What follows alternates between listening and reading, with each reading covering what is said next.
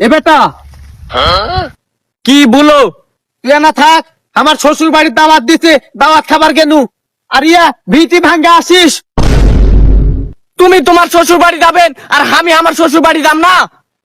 এই হারাম দাদা, তুই তো বিয়ে দিনি, তুই আমার শ্বশুর বাড়ি কিভাবে যাবো?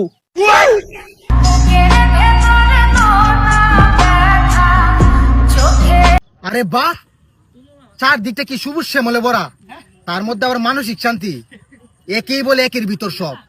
অনেকদিন পর যাই, একটু মানসিক শান্তি নিয়ে আই।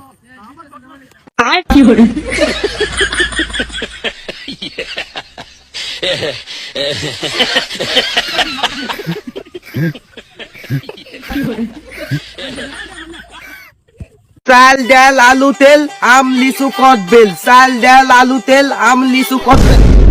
এই বেটা, রাস্তাঘাটে দেখে শোনা চলাফেরা করে পারিস না? কানের নিচে তুমি একটা খেয়াল করিনি ভাই, ভুল হয়ে গেছে, সরি। আচ্ছা যা। চাল ডাল আলু তেল আমি মারি হ্যান্ডেল, চাল ডাল আলু তেল আমি মারি হ্যান্ডেল।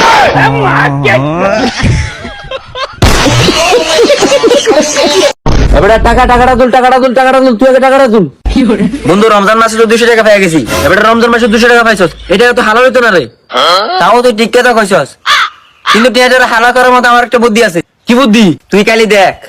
আমার আল্লাহ নবীজির নাম, কয়টা টাকা দিয়া যান, আমার আল্লাহ নবীজির নাম, বাবা তুমি ভালো থেকো, টাকাটা হালাল হয়ে গেছে বাবা আল্লাহ।